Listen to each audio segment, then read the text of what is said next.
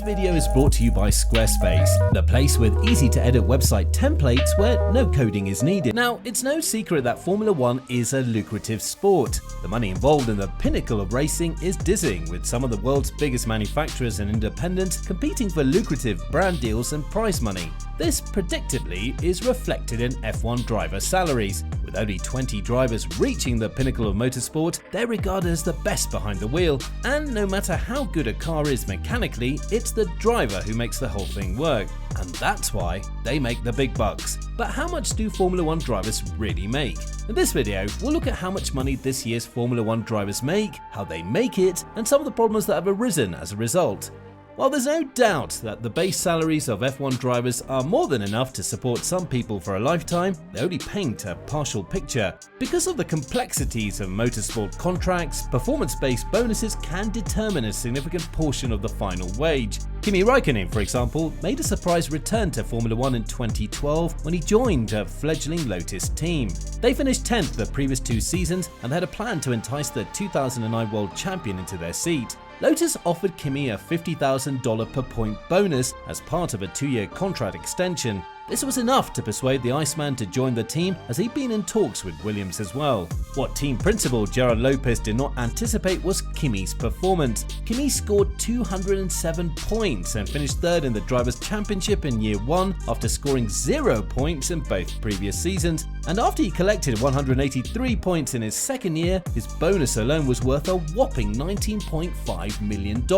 And it's not just on the track that drivers can amass wealth. Brand endorsements, corporate appearances, investments, and merchandise can all help. On the current grid, Lando Norris is the CEO of entertainment company Quadrant, while Lewis Hamilton has a number of investments and was recently linked with a contribution to a Chelsea Football Club bid. As you might expect, Lewis Hamilton is estimated to have the highest salary of any F1 driver currently on the grid. The 7-time world champion was ranked 8th on Forbes' list of the highest paid athletes in 2021, and his contract is estimated to be worth $35 million a year. However, the British star is now joined by 2021 world champion Verstappen, who now also takes home a reported $35 million per year after signing a long-term contract with Red Bull.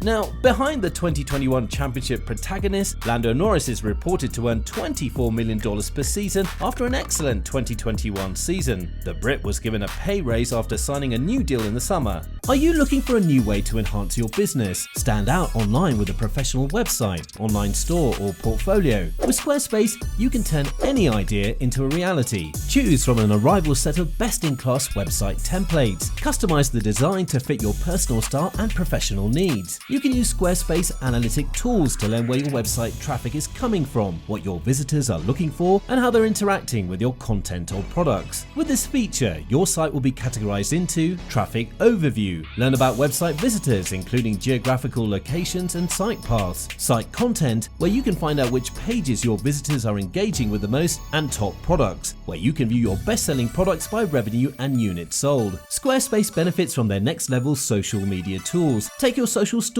and post to the next level. Squarespace's stylized designs make it easy to transform your videos, photos, and text into a storyboard you can share with your audience. Head to squarespace.com to start your free trial, and when you're ready to go full steam ahead, go to squarespace.com/pitstop to save 10% off your first purchase of a website domain. Norris also represents McLaren's long-term future, with the British driver under contract until 2025. 4th on the list is Alpine's Fernando Alonso, who earns around $17.5 million despite being in his 40s. The value of the Spaniard stems from his ability to develop the Alpine race car, as well as marketing potential as a double world champion. The contract of Alonso with the Enston-based club expires at the end of the 2022 season. Sebastian Vettel of Aston Martin and Daniel Ricciardo of McLaren are tied for 5th place, with each said to be on $30 million per year contract. It's interesting to note that Ferrari, which has been at the forefront of the title race, does not pay their drivers as much as even some midfield teams. Both Spaniard Carlos Sainz and Monegasque Charles Leclerc are reported to earn $11 million, which means they combined earn less than Lando Norris, despite being in a much faster car. George Russell, who left Williams for Mercedes, will earn $4.5 million, while the man he replaced, Valtteri Bottas, earns $8.5 million per year at Alfa Romeo. Other notable figures include F1 returnee Alex Albon, who will take $1.75 million from Williams, and F1 debutant Guan Yu Zhou, who is set to earn $850,000 $100,000 during his rookie season. But F1 is not only the pinnacle of motorsport, it's also a business. When it comes to money, Formula One teams and executives keep their cards close to their chest. After all, if a top driver's salary was publicly disclosed, other teams would have a ballpark figure to make an enticing new contract offer. That's why Martin Brundle, a former F1 driver and Sky Sports pundit, has claimed that salary reports in the press are rarely correct. But that doesn't mean the aforementioned estimates don't provide some insight into what the best drivers might be earning for their efforts. Formula One received a new cost cap concept in 2021. Teams were required to keep costs under $145 million with a few exceptions. This figure falls to $140 million in 2022 and then to $135 million in 2023. Racing drivers' salaries and fees are one of the exceptions to the cost cap. This means that teams are free to pay their star drivers as much as they can afford. This of course means that wealthier teams can afford to hire the fastest drivers, so this exception runs counter to the budget cap's purpose. Mercedes F1 team principal Toto Wolff believes it's time to rein in, or at least regulate drivers' salaries in Formula One. Wolff even went so far as to suggest that F1 look at some of the American sports leagues that have salary caps for their athletes. Certainly, it's come up as a controversial topic. We can see that we're facing a very difficult situation in Formula One overall. The sport is booming and Formula One is earning more money, and that trickles down to the teams, but we have a cost cap. We have $140 million for 1,000 people. With inflation, we haven't been able to even pay the inflation, and I think the talk about $30 or $40 million salary allowance is inadequate when you take that perspective. Now, this is where American models come into play. Salary caps govern major team sports leagues in the United States. Beginning with the 1984 season, the National Basketball Association was the first major league to impose a salary cap on players. The National Football League implemented a salary cap in 1994, and the National Hockey League followed suit in 2005. While Major League Baseball does not have salary caps, it does impose a luxury tax on teams that spend more than a certain amount. Teams may exceed the cap, but they will be taxed for doing so. Some of the money raised by the luxury taxes is then given to the teams that stayed under the cap, with the hope that they will increase their spending on players in future seasons. Now, clearly the drivers will have an opinion on that, and maybe as a driver I would say the same thing, but US American leagues, which are the most successful in the world, have introduced salary caps 15 years ago, said Wolff. It works pretty well over there, and Formula One is looking at it without an immediate solution to it, but I think like all the other sports in the world, we need to find a way of how we can act sustainably and become independent from sovereign funds or state-owned teams. Wolff also suggested that unlocking more endorsement opportunities for the drivers could help them find more money outside of the team's budget.